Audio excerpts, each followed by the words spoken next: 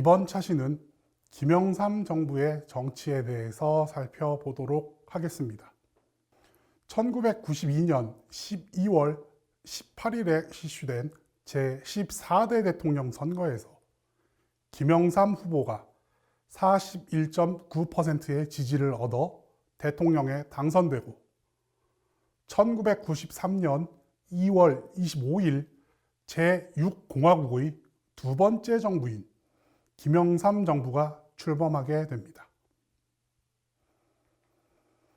당시 김영삼은 1990년에 일어난 3당 합당을 거쳐 거대 여당인 민주자유당의 후보였고, 경쟁자는 통합야당인 민주당을 이끌던 김대중이었습니다. 김대중 후보는 선거에서 33.8%의 지지율을 획득해서 2위를 차지합니다. 김영삼 정부 이전에는 1960년대 이후 지속적으로 군부 출신의 여당 대통령 후보가 권력을 획득해 왔습니다. 그러나 14대 대선에서는 순수 민간인 후보 간의 대결이었다고 볼 수 있습니다. 김영삼 정부의 등장은 군이 정치에 관여하는 것이 사라지고 대한민국에서 진정한 의미의 민주주의에 입각한 문민 통치가 시작되었다라는 의미를 부여할 수 있습니다. 그래서 김영삼 정부를 문민정부라고 명칭하기도 합니다. 즉, 군인이 아닌 민간인 출신에 의한 정부라는 것을 강조하기 위한 표현입니다. 김영삼 정부는 집권 초기부터 매우 개혁적인 모습을 보입니다. 우선 임기 시작 첫 해인 1993년 8월 금융실명제를 실시하여 정치 자금 등으로 검은 돈이 흐르지 못하도록 만듭니다. 금융실명제는 금융기관에서 금융거래를 할 때 가명 혹은 무기명에 의한 거래를 금지하는 제도입니다. 한국에서는 1960년대부터 예금주는 익명 또는 차명으로 금융거래를 할 수 있었습니다. 이러한 거래는 부정 및 부패의 수단으로 활용되었고 상당수가 정치자금으로 활용되었습니다. 이와 함께 대통령을 비롯한 정부 강요들의 재산 내역을 공개하였고 정치자금이나 뇌물을 받지 않겠다라고 공식적으로 표방을 하게 됩니다. 1994년 4월에는 3대 정치개혁법안이라 불리는 공직선거 및 선거부정방지법, 정치자금법 개정안, 지방자치법 개정안을 통과시켜 민주주의를 공고화시키려는 노력도 병행하게 됩니다. 지방자치제의 전면적 도입과 정부 기구를 일부 축소 및 통합하는 이러한 정책들도 추진이 됩니다. 1948년 대한민국 헌법에는 지방자치를 명시를 하였습니다. 그리고 1949년 지방자치법을 제정하여 부분적으로 지방자치를 시도했습니다. 그리고 제2공화국 시절에는 전면적으로 지방자치 제도가 확대되었습니다. 그러나 이 공화국 이후 지방자치제가 시행되지 않다가 1991년 광역 및 기초의회 선거가 실시되고 1995년 광역 및 기초지방자치단체장과 광역 및 기초지방의회 선거가 실시되면서 전면적인 지방자치 제도가 실행이 됩니다. 기존의 재무부와 경제기획원을 재정경제원으로 통합하는 것도 정부 구조에 변화를 준 대표적인 예라고 볼 수 있습니다. 이와 함께 건설부와 교통부를 건설교통부로 통합하였고 최신부를 정보통신부로 개칭하여 정보통신 분야에 대한 인식을 높이고 해당 분야의 실질적인 지위를 높이게 됩니다. 김영삼 정부는 역사 바로세우기라는 모토 아래 정치사 및 과거사 청산을 통한 개혁을 추진하게 됩니다. 대통령 취임이 얼마 지나지 않은 3월에 전격적으로 12.12 군사 쿠데타의 핵심이었던 군의 사조직인 하나회를 척결하게 됩니다. 김영삼 대통령은 후보 시절부터 하나회 척결에 대해서 고민을 하고 있었습니다. 대통령에 당선된 이후 전격적으로 하나회 척결을 통한 숙군을 실시하게 됩니다.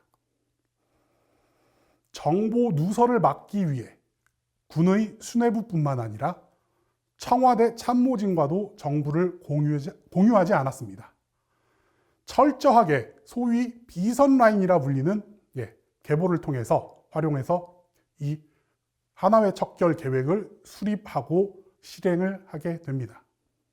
당시 하나회의 핵심 리더였던 육군참모총장 김진영과 기무사령관 서완수 등은 회의 도중에 전화로 해임을 통보받았고 공석이 된 지 4시간 만에 하나회 출신이 아닌 육군 장성들이 그 자리에 임명될 정도로 매우 빠르고 전격적으로 숙군 작업이 시행이 됩니다. 이후 7월부터 제2차 하나회 척결이 시작되어 군의 반발을 우려해 남겨두었던 일부 하나회 장군들도 퇴역시키거나 또는 한직으로 물러나게 만듭니다. 1995년에는 12.12 군사 쿠데타 및 5.18 광주 민주화 운동과 관련하여 두 전직 대통령이던 전두환, 노태우를 구속하였고 1996년 최종적으로 전두환은 무기징역, 노태우는 17년형이 확정됩니다.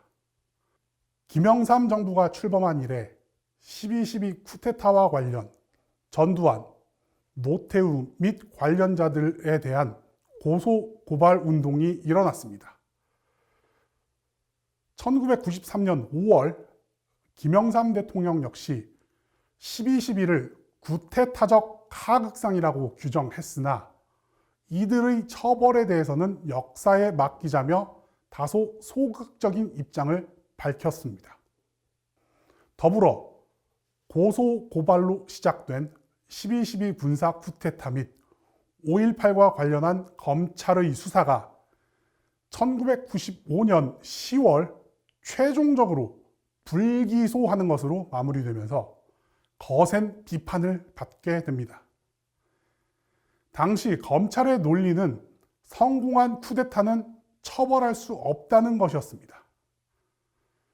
이러한 상황에서 노태우의 비자금 폭로로 노태우가 구속되었고 김영삼 대통령이 5.18 특별법 제정을 주장한 야당의 요청을 수용해 법이 제정되었습니다. 또한 검찰의 불기소 처분에 대해 헌법소원에서 검찰의 불기소 처분이 부당하다는 판결이 나오게 됩니다. 이러한 일련의 사건 이후 재수사가 진행되었고 12.12 및 5.18 관련해 전두환과 노태우는 국가내란죄, 국가내란 목적 살인죄, 특가법 위반 뇌물 등으로 구속되어 기소되었고 최종적으로 1996년 법원의 판결이 나오게 됩니다. 그러나 1997년 12월 김영삼 대통령은 김대중 대통령 당선인과의 합의하에 국민 대화합을 명분으로 전두환과 노태우 및 관련자들을 특별 사면하게 됩니다.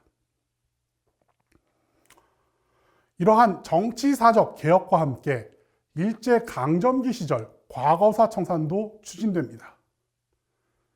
취임 직후부터 김영삼 정부는 대한민국의 정통성을 임시정부에서 찾으려고 노력하였고 1993년부터 중국에 있는 임시정부 요인들의 유해를 환국하는 사업을 실시하고 국립묘지에 임시정부 요인 묘소를 신설합니다. 1995년 8월 15일에는 조선총독부 건물을 철거하고 경복궁 복원사업을 추진합니다. 조선총독부 건물은 미 군정청사, 정부청사 등으로 사용되다 1986년부터 국립중앙박물관으로 사용되고 있었습니다. 어찌됐든 사용의 목적이 어찌되었든지 간에 총독부 청사가 경복궁 앞에 위치하고 있어서 문제가 되었던 것입니다. 총독부 건물 철거와 함께 국민학교라는 명칭을 초등학교로 변경했는데 이 국민학교라는 명칭은 1941년 일제강점기 시절 초등교육기관의 명칭을 국민학교로 변경했었고 광복 이후로도 그대로 사용이 되고 있었습니다. 실제로 국민학교라는 용어를 사용하던 당시에도 교육기관을 초, 중, 고로 구분하였기 때문에 초등학교라는 용어 자체가 여론조사에서 가장 높은 지지를 받았고 그리고 초등학교라는 명칭을 사용하게 됩니다. 1995년에 1인당 국민소득 1만 달러를 달성하고 1996년 경제협력개발기구 즉 OECD에 가입하여 한국의 국제적 입지를 높이기도 합니다. 이러한 대내외적 정책에 김영삼 정부에 대한 국민들의 지지율이 높아지게 됩니다. 그러나 정권 말기 김영삼 대통령의 아들 김현철의 뇌물수수 혐의 체포, 경상수지 및 외환 관리에 실패하면서 1997년 외환 위기 및 IMF 구제금융 사태 등이 나타나면서 김영삼 정부는 상당한 어려움에 직면하게 됩니다. 당시 김영삼 대통령의 지지율이 6%까지 추락할 정도로 굉장히 어려운 상황이었습니다. 이번 차시는 여기까지 하도록 하겠습니다.